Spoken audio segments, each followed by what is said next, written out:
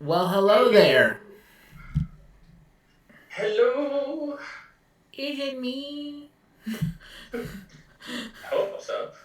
I was about to sing a song and then I go, wait, I don't think we're allowed to sing songs on this. We are not technically. Well, we can do like 5 seconds, but Yeah, not which is what I did the last time when you froze that one time. Um, that. I'm out of love. Um, okay, so we are here again. I'm Gilbert S. with the Unnamed Game Co. And I'm Jordan T with Zone Fighter Games. This is the Unnamed Podcast. We talk games because we like games. Fun. It's fun. Although we sometimes don't always talk about games. It's true. Games and stuff. Miscellaneous. Anyways, today we are talking about the three games we want to play and our dream actual play.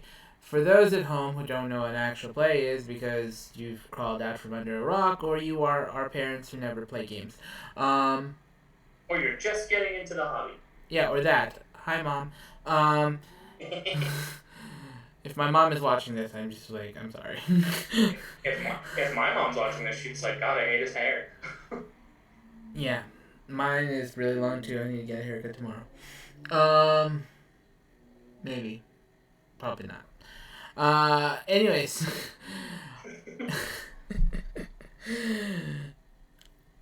where was that?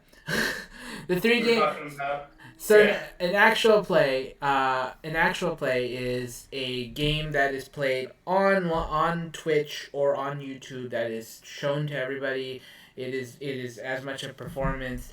It comes from the OG of it all is Critical Role. Everybody and their mother has now made. Well, I mean, not everybody and their mother, but the OG popular one is Critical Role. It does not mean that there wasn't games before Critical Role because there were plenty of games that were streaming before Critical Role.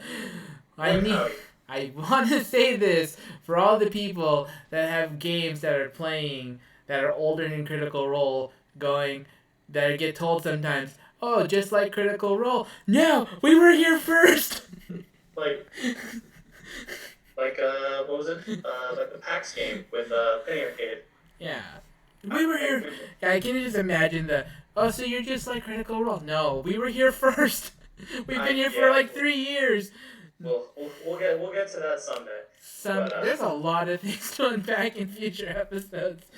Um, this is us being polite. Like eventually, we're just gonna end up becoming surly and mean. And that's I'll get real surly. yeah. I've got a chip clip in my hand, and I will be playing with this throughout the podcast because I have lost my mind at this stage. So, this is my friend Chip Clip. We can call him Chippy. What's up, Chippy? Hi, I like games. And that's Jordan hiding. I mean, Okay. I'm not any better. I have a top here that I've been spinning in my fingers. Anyways, so to start off, we'll name each a game that we would really like to play. We'll talk about the game itself, and why we want to play it. I'll name one, then you name one, then I'll name one, then you back and forth until we get to the end. Sounds good? And Absolutely. then you'll start the actual play thing, and then I'll end the actual play thing. Correct.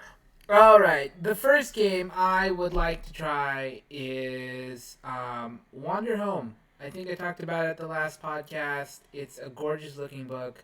Uh, Jay Dragon, I believe, wrote it. Yeah. Um, it's a great. It just looks gorgeous. When you see a really pretty book and you're like, wow, I wanna. And it's about animal creatures that are just traveling. It's a very um well, we'll get to the game. Your One of the games on your list is actually pretty similar. It is. It is actually quite similar.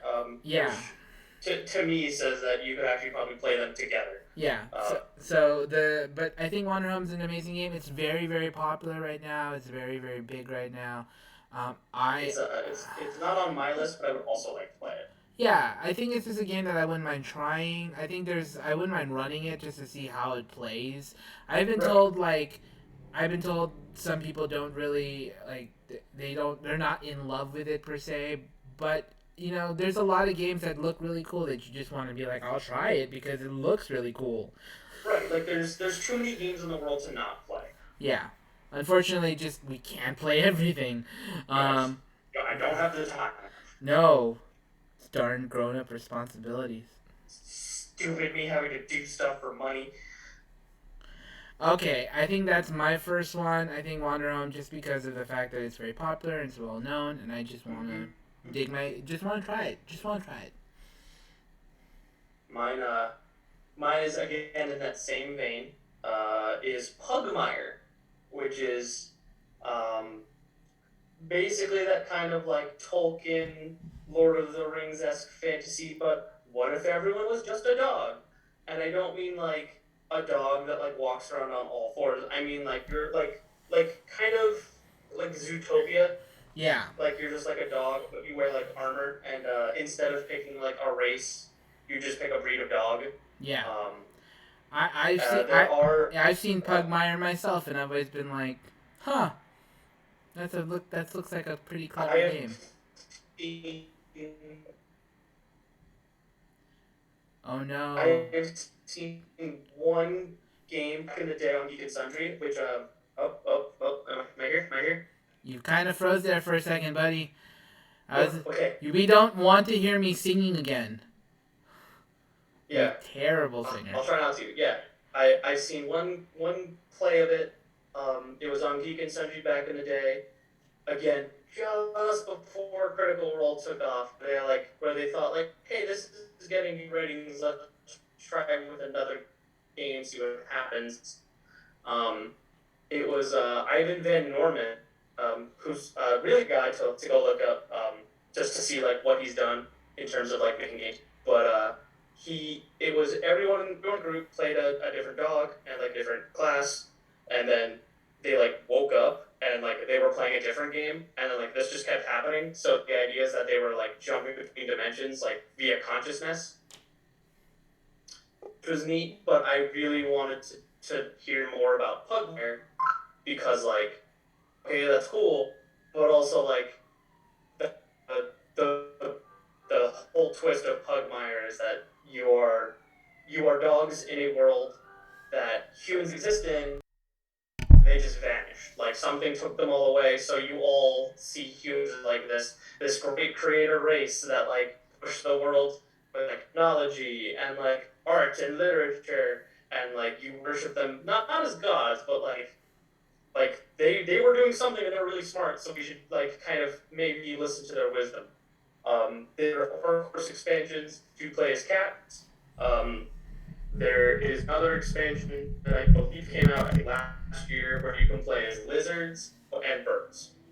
So all of the cornerstones of domestic pets are available to play, and I really want to play because a lot of my playgroup is interested when I brought it up just as a concept, and they're like, "Yeah, Um, Game number two on my side. I know we actually discussed the list before we started this podcast, but as we talk, I'm like, oh yeah, but that other game is probably more fun. So I'm changing my list. yeah, I'm sorry. mine, Yeah, mine, mine too." yeah. Dogs in the Vineyard. I just want to try it. I've heard so many things about Dogs in the Vineyard. I've had so many people tell me Dogs in the Vineyard is an amazing game. I've I want to play it first before I run it, but nobody wants to ever run it down in like where I live. And like up north, they were all about trying to play Dogs in the Vineyard. Every time they were like Dogs in the Vineyard, let's go play. And I hear it's batshit nuts as a game. Like it is so crazy and fun, and it's just one of those things where you're just like everybody who's ever played it has always told me, Gilbert, you need to try Dogs in the Vineyard, and it's pretty much like to summarize it, it's pretty much. I don't think they explicitly say it, but it's like you're pretty much Mormons late 1800s, early 1900s, and it's yeah. The principle of the game don't make sense to me, but that's what it is, right? No, no, you don't think so? I'm pretty sure that's what it I is. I was taking that literally. I thought you were just literally dogs in a vineyard. No, no. Dogs in the Vineyard is about Mormons in like the wild in like 1918 in the late 1800s and early 1900s or something like that. And you're like, yeah, it gets crazy. Like you think that this is like I was told this game initially and was like, it's probably nothing. And then they told me the principle of the game, the preset of the game. I was like, okay. And then they told me what happened in the game. And I guess the dice system in it is just gets wacky, wacky tabacky. I'm down for wacky games. Yeah, I'm always down for wacky but games. it's like super. It's like a serious game, but it's like it gets nuts, like nuts. I think it has scopes from Burning Wheel. Was it Burning Wheel? No, it's Dogs in the Vineyard. We should try it sometime. Yes, when I get a if I get a chance, I absolutely will. Okay. Number two for you. My number two is we mentioned it earlier in our previous episode. As much as I talk it up, I have yet to actually get around to playing it, which is a huge pain in my butt. Masks. Um, I What? I love comics. I'm a giant comic book dork.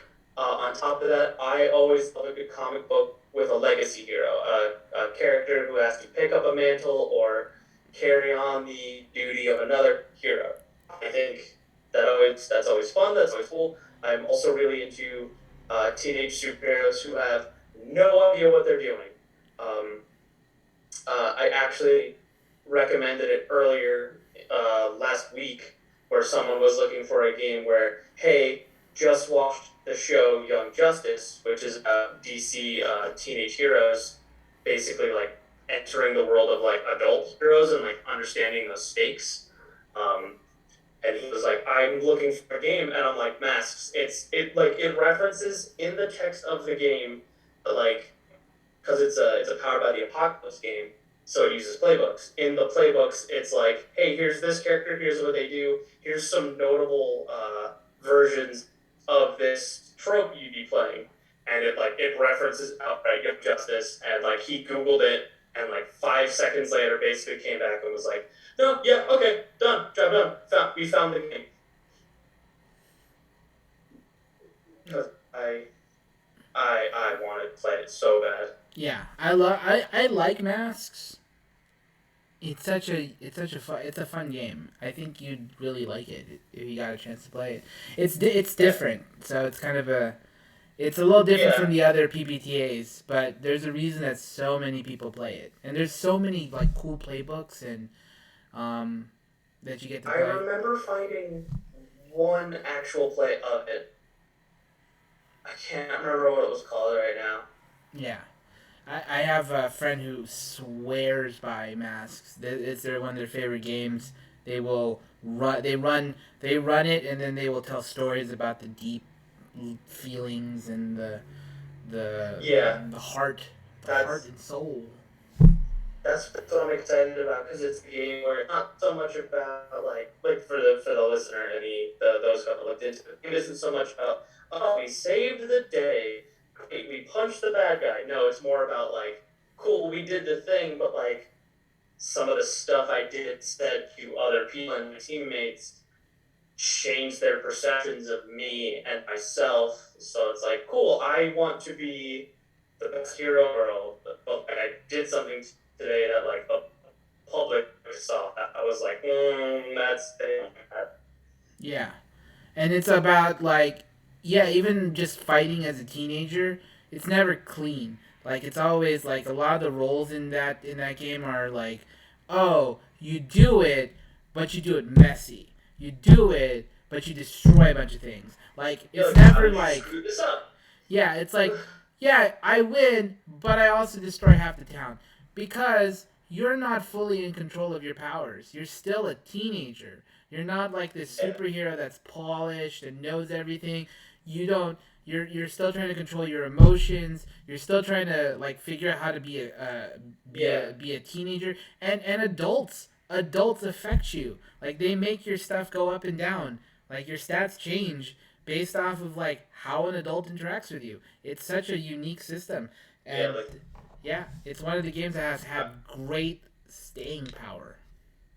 it really does, and I think it's good, but it's also like it's also a little bit divisive because like whenever there's those people that want to talk about how like like newer games are ruining everything and blah blah blah, like they point at stuff like masks, be like this garbage is ruining the hobby, like people like you are changing away from good games like Dungeons and Dragons. Not every Dungeons and Dragons player is like that, but there are some people. Um, but I talked about my second option here. Yeah, number three. Let's go with number three. I'm number three, right? I'm on number three. Yes, I'm on number three. Um, I will. I was initially gonna say like stars without numbers. And also talking about Pugmire earlier, a great game to look at is Mitchtum. Mitch, oh, Mitchum? Mictum. Michtim. You play mice. You play not mice, but like rat. Like it's a unique game. There's even a game about playing swashbuckling mice that you might enjoy too as well. Uh, It's funny because you said mice and in robot stuff, and I was like, somebody just made this. I was like, yeah, there's Mictum if you like Pugmire, and then there's a really yeah, cool oh yeah, this is cute as hell. and then there's a really cool swashbuckling mice TTRPG, which I'm currently looking up to see what the name of it is, because I totally Redwall? forgot. Is it uh, is it Redwall? Sorry, Red what? Isn't it Redwall? Redwall is it? I think so. Mouse Because Guard. The game's called Mouse Guard. Mouse Guard. That's the one. Mouse Mouse Guard. Guard, Thank you. Mitchtum, and Pugmire are kind of all in that same vein of like cute animals that fight. Um, it's pretty nifty. Like the cover of Pugmire is literally like three dogs fighting giant ants, Yeah, and they're all have like armor and swords, but like they still have like doofy dog faces, so they're all just like. it's great. Mouse Guards. Have you looked at the cover of Mouse Guard? It's really cool too. So Um, it's very very cute. yeah. Anyways, my third I game. love the art of Mouse Guard. My third game is Lancer. I want to play Lancer. I don't necessarily want to run Lancer because I don't think I ran it well the last time. And there's just something I like to play in a campaign of Lancer. I want to be able to build a mech. I want to be able to like run the mech. I want to be able to like customize the mech because that's what makes Lancer seem really cool. Like running it seems, but I want to be able to customize this super cool mech that can teleport. You want to be in it. Yeah, I want to be in it. I want to be. The trend that I saw. Sorry, I was gonna say the trend that I saw for Lancer is people don't make minis for Lancer. They go and get Legos and they build their mech. So they end up being about like that big. If you're 10 for scale, they end up being about like that big. But it's like arms that come off and like things that clip on, and it's really neat because there is like a really weird like Lego aftermarket. So like you could buy like people's like homemade sets, and it's really interesting. Yeah, I need to go look at that Lego Um, Lancer. That's what. That's something for after the show. yeah. Fun fact: the guy who makes Lancer is working on another game called Icon. And he also makes a web comic called Kill 6 Billion Demons. And it is the most ridiculous anime nonsense ever, but I love it. Yeah. It's always interesting when we talk about the other projects of people who have like really well known projects. You're like, oh, Lancer, and then like, but if you're like, if you're a big kill 6 billion demons fan, you're like, oh, did you know that they make Lancer too? And it's like, what's Lancer? Like this really Yeah, intricate like mech game. Like there's so many ways to upgrade your mech. It's ridiculous. But it is. that I yeah. cracked it open. It was nuts. That's like people like Wanderhome don't know that Sleepaway was also a game that's part of Wanderhome. Like that was before Wanderhome. Is it? that was also a really fun game. Sleepaway. It's about a monster in a camp. It's interesting. And then if you like Heart Beneath the City or whatever it is, there was actually a game about a tower that was before that preceded that game about fighting a tower of like elves or something. It's Yeah, that one I did hear about. Where like you have to go up the tower. yeah, it's instead of going down, you're going up. Yeah, but it's like Novel yeah, piece. but it's like the higher you go, the nicer things are. Yeah. So, anyways, number 3 for you. Number three for me. This is because I am a massive dork and I refuse to let go of things from when I was a kid. The Power Rangers RPG. What? I don't even know what that is. And hang on, I have to look right here. Everybody hide. Because Aw, he came. yeah, Power Rangers. You know, funny colored suits. When did that come out? Um, I want to say it was earlier this year. Oh, gee. I don't have an official release date, but the same company is using the same system for Transformers and GI Joe.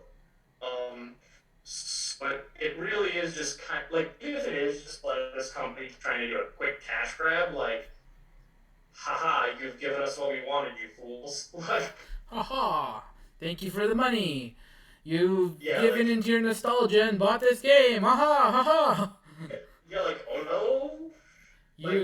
like, like we live in a world where capitalism is just gonna drain everything dry. But Yeah. if if I can get a cool scenario out of it, and like an experience to join with friends, as you said back in the first episode, you know, spending money on experiences is never a bad idea. Yeah. You know what? I'm in. Let's play. We need 5 people. We need 5 rangers. We need maybe 6 rangers. Seven technically, because there is enough material to make seven. Yeah, but there was ever only 6 at one time. This is true, but I'm a deep lore nerd, so we may end up going into a different season. Which season? That is possibly something like Dino Charge. I literally almost called it the Japanese name because I'm a friggin' dweeb. Because I believe at the end of that season they had like 12 different Rangers. And basically, like, once they got outside of it, they were like, we need another blue color. They just went with cyan and, like, purple. They didn't say gray. They said iron. Like, there was, or steel, technically, and it got nuts. But the book is really interesting because it divides up character classes as a color and your position on the team. So blue is always the smart one. Red isn't so much the leader character; they are the tank. Yeah. But they can function as a leader. The Black Ranger is kind of that heart of the team, the one who picks up the morale. It is a little irritating because all of this is based on the first season, and that's a lot of tropes that kind of don't continue into some of the other seasons. Like, yeah, I've seen. I continued for a while as well, like you. I didn't continue very far, but I really only I got to the space part, and in my opinion, that is one of the best like series like of Power Rangers because like Power Rangers in space, it got dark in that Power Rangers. like This is the fun fact of in space. basically the preceding season, Turbo, which was about cars, kind of took a nosedive in ratings, but they changed the cast because it's like, okay, cool, your contracts are up, and a lot of people are like, we're done, I guess. We don't really want to come back. So once they got this new cast, the ratings went back up, but they were still in danger of getting canceled. So once they got like In Space started, they were just like, well, if we're gonna get canceled anyway, like let's just swing for the fences. Like our target demo was like 5 years older than it was when we started. Yeah, and it was so good because there was so much pain and there was sadness and there was like heart Yeah. and soul and you're like, what is happening here? This is so good. And Yeah. then Meanwhile, you're 12. Like you're a 12-year-old kid watching this for the first time, and you're like, what is going on? Like suddenly, like you're being exposed to like a 3 act structure, letting scenes breathe, like yeah, character development. it took such a twist and it was so good. Like I would play a Power Rangers in space game. That would be amazing. Uh, but yeah, no, I think that's awesome. Anyways, before we got completely sidetracked, we will talk about Power Rangers maybe for a future podcast. Let's write that down. We should have a discussion. We should just watch Power Rangers and then talk about it because that would be a fun conversation.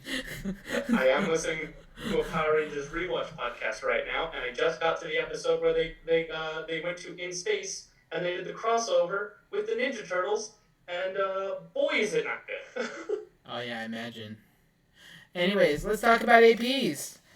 Our dream AP, or the one AP that we want to do like when we get a chance, or whatever it is.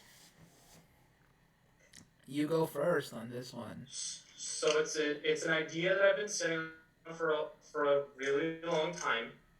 Um, it will either be played in Cypher or Troika. I think both those systems work really well for it. So way back in the day, there was an old X-Men comic that was about. It's technically it was a real like Marvel comics, which was about how like various versions of characters and just characters that don't actually exist fall out of reality. I think I died. I hear. You're just a bit frozen, but we can still hear you. Okay, cool. Yeah, So it's happened throughout this podcast. You're gonna look back in this and just be like, "Man, I freeze a lot." yeah, we're like we still hear you fine. It's just you're frozen.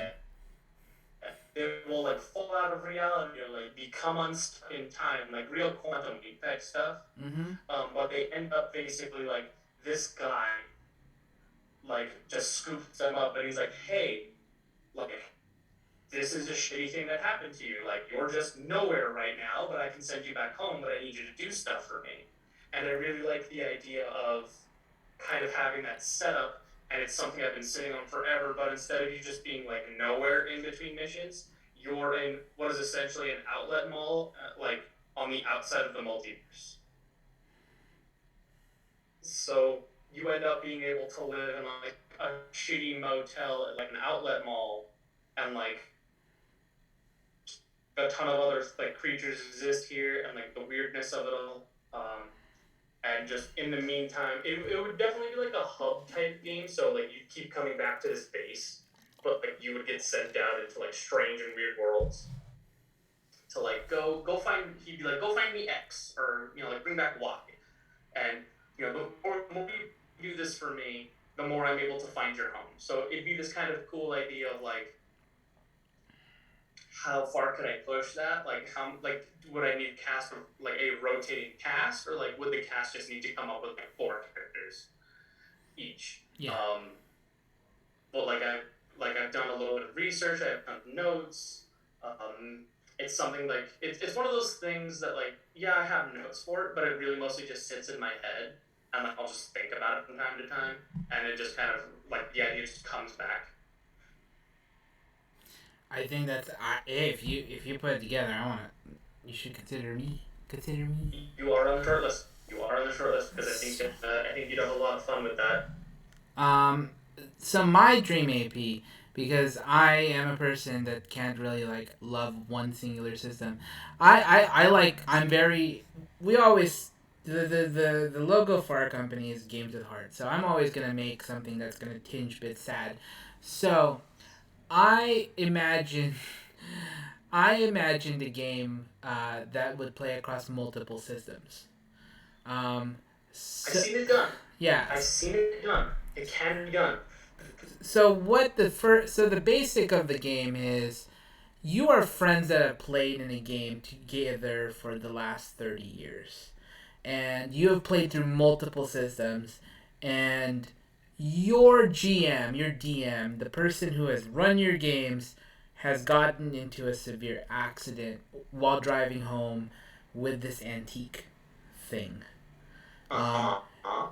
and as a result of this antique, that whole idea that his consciousness has now split up, and you're now going to jump into this antique and play through all of the worlds that this GM has created over your 30-year span to try to find the consciousness to bring him home, to wake him up. So, I've read about this before. You like mentioned something similar to this, and I was like, that's really cool. yeah, so the idea behind it is that we not only get to discover sort of like the world of the friendship that developed, but like the sort of secrets that the GM was going through, like pain, like divorces, breakups, heartaches, also like the friendships that have stayed together for all those years. You're technically playing a game, which of course will be the Yeah, first game, what they inside never of another said, game. Yeah. What?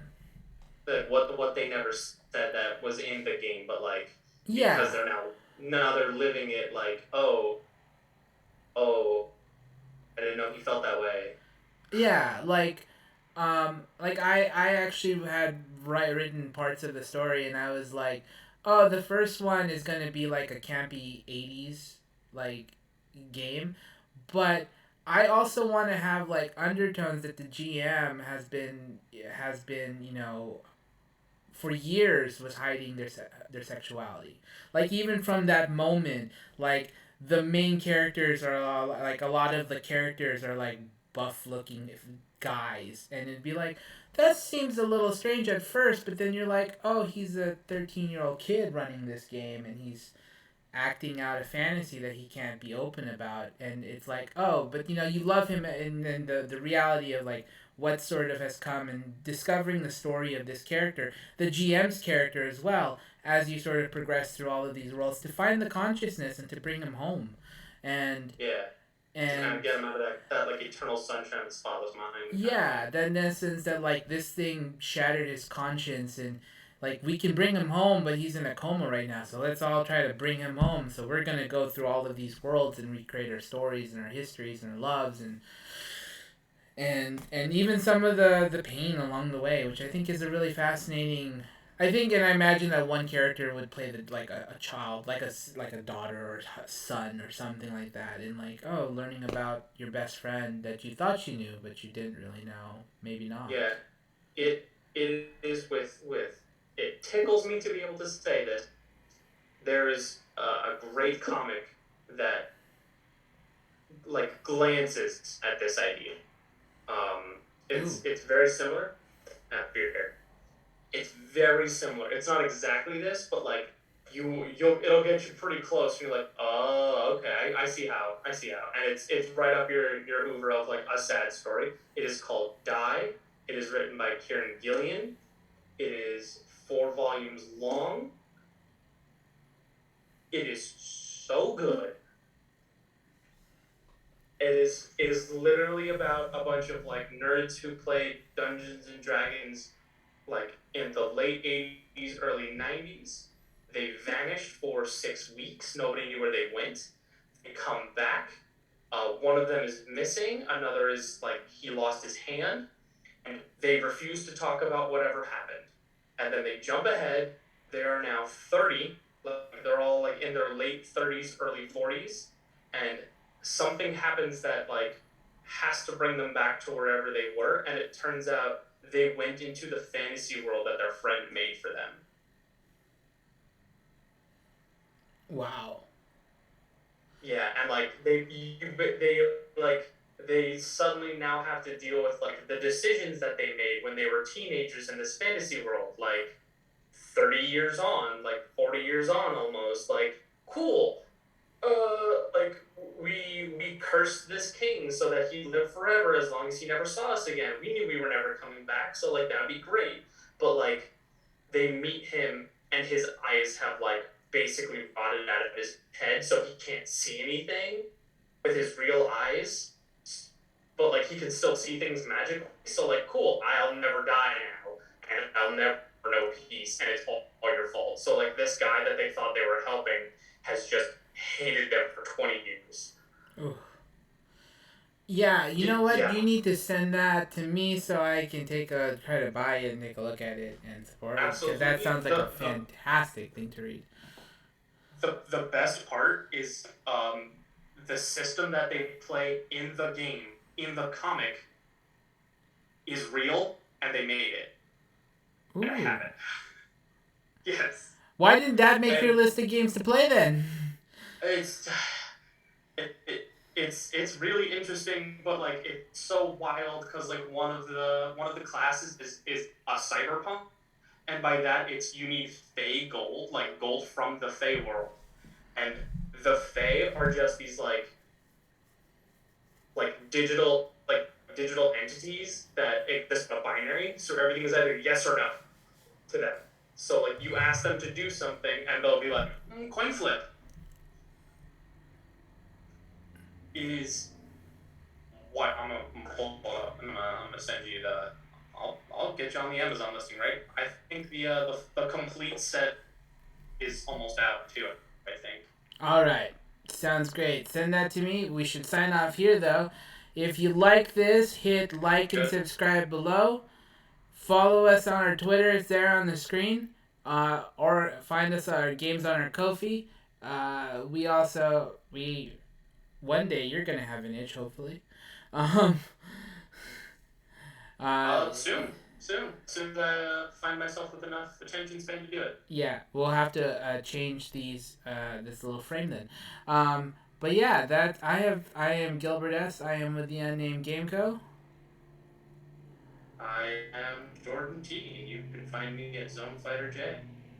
And this has been the Unnamed Podcast. Until next week.